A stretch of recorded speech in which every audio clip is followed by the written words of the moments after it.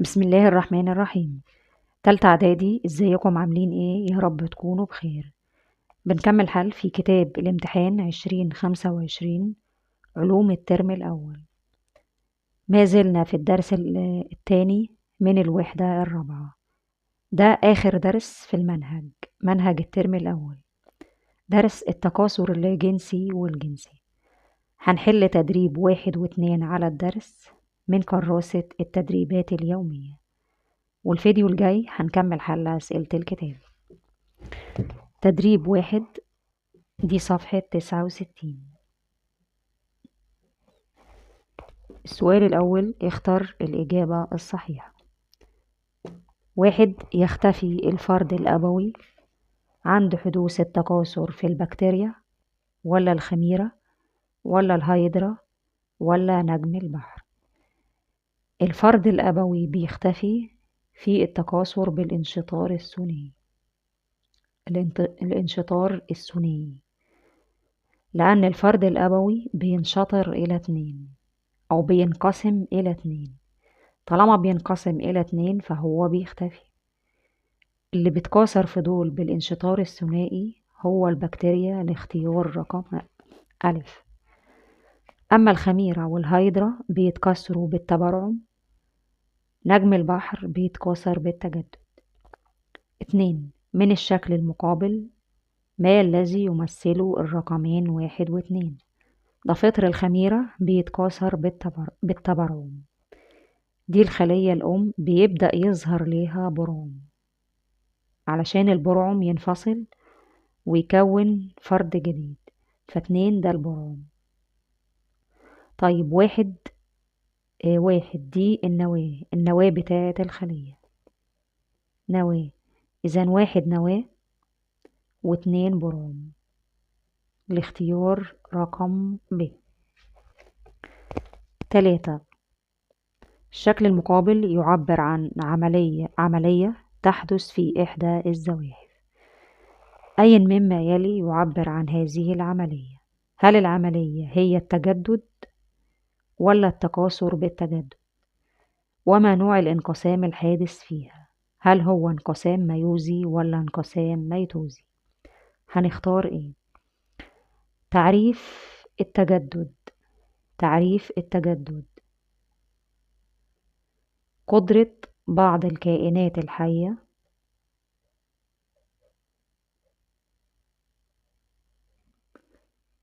على تعويض الأجزاء المفقودة.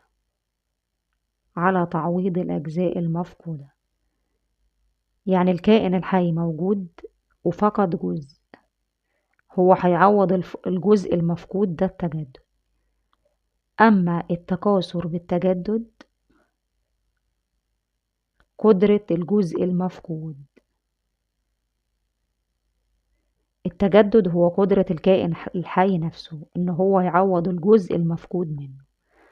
أما التكاثر بالتجدد قدرة الجزء المفقود إن هو ينمو ويكون كائن حي جديد. هنا قدرة الكائن الحي نفسه ولا قدرة الجزء المفقود؟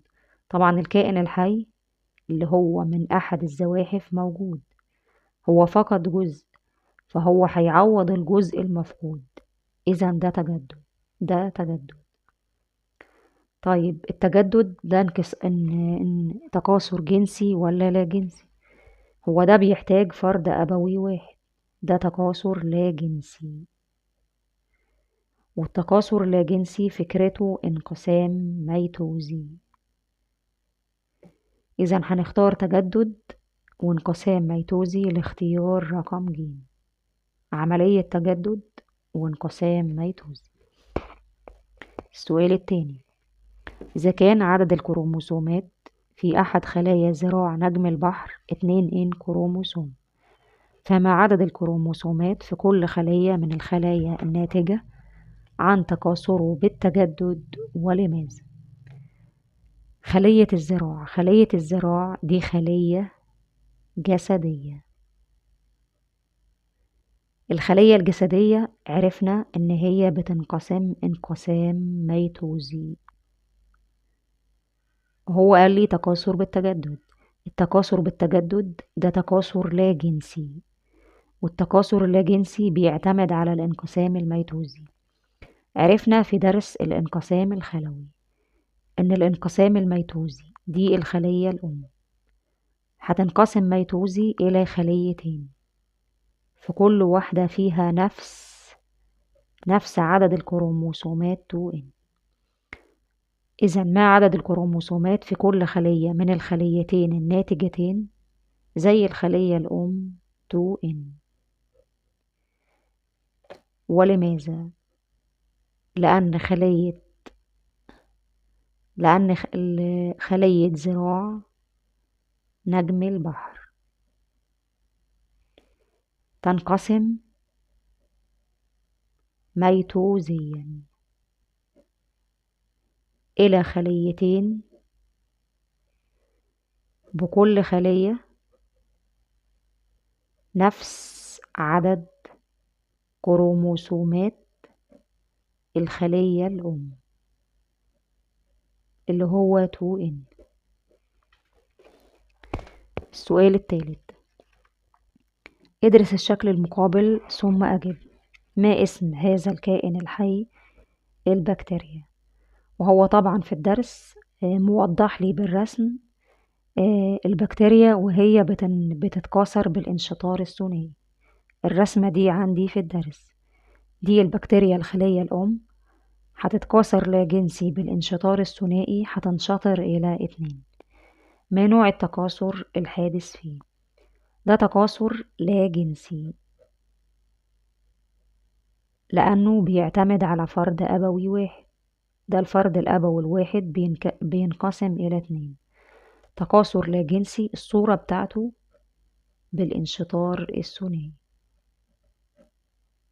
إن الخلية الأم هتنشطر إلى 2. السؤال الرابع، ضع علامة صح أمام العبارة الصحيحة وعلامة خطأ أمام العبارة الخطأ مع التصويت. 1. يحدث التكاثر اللاجنسي في الكائنات وحيدة الخلية فقط. العبارة خطأ. التصويب، يحدث التكاثر اللاجنسي في الكائنات الحية وحيدة الخلية. مش فقط في الكائنات الحية وحيدة الخلية، وبعض الكائنات الحية عديدة الخلية. التصويب في الكائنات الحية وحيدة الخلية، هنشيل كلمة فقط ونكتب وبعض الكائنات الحية عديدة الخلية. 2. ينشأ البرعم كبروز جانبي في الخلية، ثم تنقسم نواتها ميتوزيا إلى نواتين، تبقى إحداهما في الخلية الأم وتهاجر الثانية إلى البرعم. العبارة صح. ده في التكاثر اللاجنسي بالتبرعم. 3. تتكاثر الحيوانات الأولية بالانشطار الثنائي. العبارة دي صح. الحيوانات الأولية أو الأوليات الحيوانية أمثلة لها زي الأميبا واليوجلينا والبراميسيو. دي كائنات حية وحيدة الخلية. هي وحيدة الخلية عبارة عن خلية واحدة. بتتكاثر ازاي؟ الخلية الواحدة دي بتنشطر إلى خليتين. 2. أول سؤال، اختر الإجابة الصحيحة. 1. يعد التكاثر اللاجنسي بالأبواب أكثر شيوعا في الفطريات وبعض الطحالب لاحتوائه على أهداب ولا أصوات ولا ممصات ولا جراثيم. ده التكاثر اللاجنسي بالجراثيم أو الأبواغ. هنختار رقم د، جراثيم. التكاثر اللاجنسي بالجراثيم أو في الأبواغ يحدث فيه بيكون أكثر شيوعا في الفطريات وبعض الطحالب اللي بتحتوي على حوافظ جرثومية. هنختار جراثيم. 2. أي مما يأتي يعبر عن الانقسامات الخلوية التي تؤدي إلى تكوين البويضات والحيوانات المنوية ونمو الجنين. نشوف الأول تكوين البويضات. البويضات دي أمشاج. الأمشاج بتنتج من الانقسام الميوزي. هنعمل علامة صح على الانقسام الميوزي. انقسام ميوزي، انقسام ميوزي. نفس الكلام الحيوانات المنوية. الحيوانات المنوية دي أمشاج، والأمشاج بتنتج من الانقسام الميوزي. هنعمل علامة صح. طبعا دي ميتوزي خطأ، ميتوزي خطأ، ميتوزي خطأ. نعمل علامة صح على الانقسام الميوزي. إذن البويضات والحيوانات المنوية الاتنين أمشاج، وتكوين الأمشاج بيعتمد على، أو الأمشاج بتنتج من الانقسام الميوزي. طبعا ملاحظين إن الاختيار الصحيح هو د، فهنختار رقم د. ونمو الجنين، خلاص الجنين اتكون. عشان الجنين ينمو خلاياه بتنقسم انقسامات ميتوزية متكررة أو متتالية. الاختيار رقم د. السؤال التاني، ادرس الشكلين المقابلين ثم أجب عما يلي. 1. ما نوع وصورة التكاثر المعبر عنه بالشكل 1؟ ده الشكل 1. ده التكاثر بالدرنات في البطاطس. البطاطس بتتكاثر تكاثر لا جنسي اللي هو خضري، ده نوع التكاثر. أما صورة التكاثر بالدرنات، نوع التكاثر تكاثر لا جنسي. لا جنسي، التكاثر اللا جنسي في النبات اسمه تكاثر خضري، فممكن نكتب تكاثر لا جنسي أو خضري.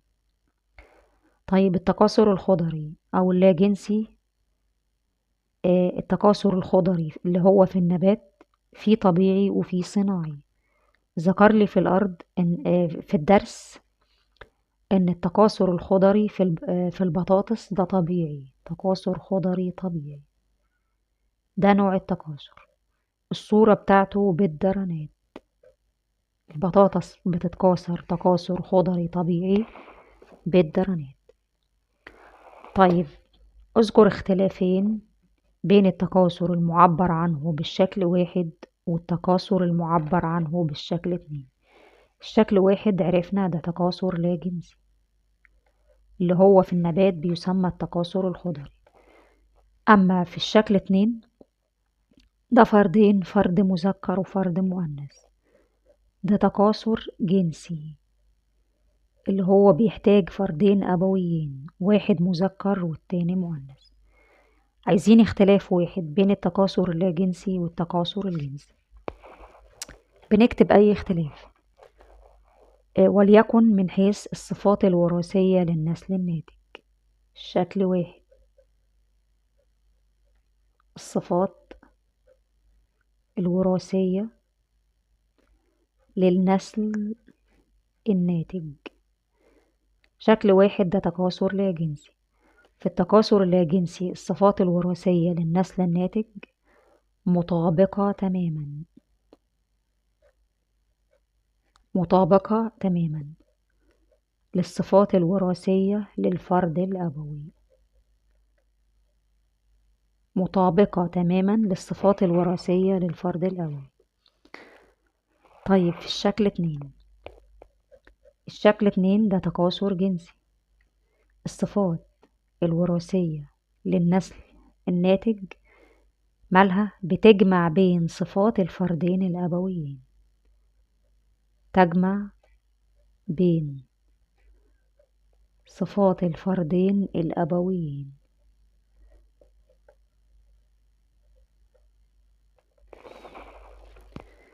السؤال الثالث، الشكل المقابل يعبر عن أحد العمليات اللازمة لإتمام التكاثر. 1 ما اسم هذه العملية؟ 1 دي بويضة.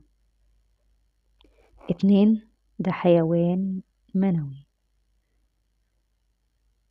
بيندمجوا مع بعض. طبعا دي اسمها عملية الإخصاب، اندماج مشيج مذكر اللي هو هنا حيوان منوي مع مشيج مؤنث اللي هو هنا بويضة. لما يندمج مشيج مذكر مع مؤنث بيتكون الزيجوت اللي بعد كده بتكون الجنين. ما اسم هذه العملية؟ عملية الإخصاب. ما اسم الخلية الناتج عنها لما يندمج مشيج مذكر مع مشيج مؤنث بينتج الزيجوت؟ الزيجوت بين قوسين اللقاح، اللي هي بعد كده بتنمو وبتكون الجنين. ما الرمز المعبر عن عدد الكروموسومات في كل من الخلايا 1 و2 و3؟ 1 دي البويضة. البويضة بتحتوي على نص عدد الكروموسومات N. 2 ده الحيوان المنوي، ده المشيج المذكر. الأمشاج بتحتوي على نص عدد الكروموسومات N. إذا 1 و2 دول أمشاج. الأمشاج بيحتووا على نص المادة الوراثية N. طيب 3 اندمج N مع N. طبيعي اندمج N مع N فهيتكون العدد الكامل من الكروموسومات 2N. آخر سؤال، إذا كان عدد الكروموسومات في خلية الساق لأحد النباتات هي 6 أزواج من الكروموسومات، فما عدد الكروموسومات في كل من الخلايا الآتية؟ طيب 6 أزواج معناها 12. 2 في 6 ب12، معناها 12 كروموسوم. خلية الساق دي خلية جسدية. إذن الخلية الجسدية بيكون فيها العدد الكامل من الكروموسومات 2N. العدد الكامل من الكروموسومات 2N اللي هو 12 كروموسوم. فما عدد الكروموسومات فيه؟ نشوف ورقم 1 حبة اللقاح. حبة اللقاح ده مشيج مذكر في النبات. الأمشاج بتحتوي على نص المادة الوراثية N. نص المادة الوراثية N. هنا المادة الوراثية كاملة 2N 12، احنا عايزين نصها N فقط 6 كروموسوم. 2 اللقاحة اللي هي الزيجوت هي ناتج اندماج مشيج مذكر مع مشيج مؤنث علشان يتكون الجنين. عرفنا المشيج المذكر اللي هو حبة اللقاح 6 كروموسوم، وكذلك المشيج المؤنث اللي هو البويضة 6 كروموسوم. فلما يندمج 6 مع 6 12 كروموسوم. فهنا اللقاحة أو الزيجوت فيها العدد الكامل من الكروموسومات 2N زي الخلية الجسدية. طبعا كله بيحتوي على المادة الوراثية كاملة 2N إلا الأمشاج هي اللي فيها نص المادة الوراثية N. الفيديو الجاي إن شاء الله هنكمل حل الأسئلة.